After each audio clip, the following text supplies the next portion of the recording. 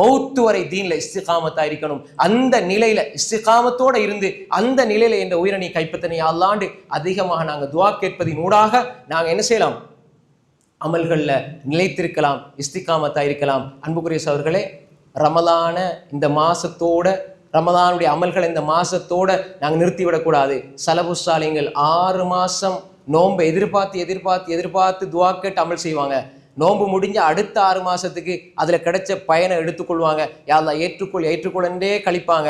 அப்ப 6 மாசம் 12 மாசம், அப்ப ஒரு வருஷம் முழுக்க நோன்பு, வருஷம் முழுக்க ரமலான், அடுத்த வருஷம் ரமலான், அடுத்த வருஷம் ரமலான், அவர்களுடைய வாழ்க்கை முழுக்க ரமலானாக இருந்தது. நாங்களும் வாழ்க்கையை ரமலான மாற்றணும். வாழ்க்கையை ரமலான மாத்தினா எங்களோட வாழ்க்கையில் இஸ்திகாமத் வரும். இப்ப நாங்க 29 நோம்பு பிடிக்கிறோம், 30 நோம்பு பிடிக்கிறோம். 29 நோம்பு பிடிச்சா எங்கட அடுத்த நாள் நாங்க பொறைய கண்டால் நாங்க பெருநாளை கொண்டாடுவோம். 30 நோம்பு பிடிச்சிரும், அடுத்த நாள் நாங்க பெருநாளை கொண்டாடுறோம். அப்ப 29 நோன்பு வாழ்க்கையை அப்படியே நோம்பா மாத்துங்க. வாழ்க்கை ரமலானா மாத்தினால் நோன்பு முடிகிற பொழுது 29 நோன்பு பிடித்து 30 நோன்பு பிடித்து அடுத்த நாள் எங்களுக்கு ஒரு மகிழ்ச்சி, சந்தோஷத்தை அல்லாஹ் தந்திருக்கிறான். என்ன? பெருநாள். பெருநாளா இல்லையா? நேர்வழி, இந்த கிடைச்ச நேர்வழியை நாங்க அங்க பெருநாளை கொண்டாடுறோம்.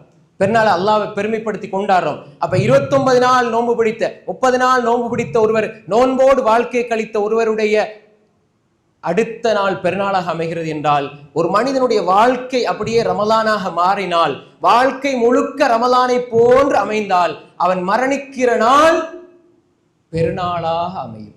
எங்களுடைய வாழ்க்கை ரமலானாக மாறிவிட்டால் எங்களுடைய மவுத் பெருநாளாக அமையும். மோமினுடைய இலக்கு அதுதான். என்னுடைய வாழ்க்கையை ரமலான போல 29 நாள் 30 நாள் நோன்பு பிடிச்சா அதுல அடுத்த நாள் பெருநாள் கிடைப்பதை போன்று என்னுடைய வாழ்க்கையே ரமலான் ஆகிவிட்டால் எனது மரணம் பெருநாளாக அமையும். அதுதான் மோமினுக்கு கிடைக்கிற முதல் நிம்மதி, முதல் மகிழ்ச்சி, நிலையான மகிழ்ச்சி. அதுதான்.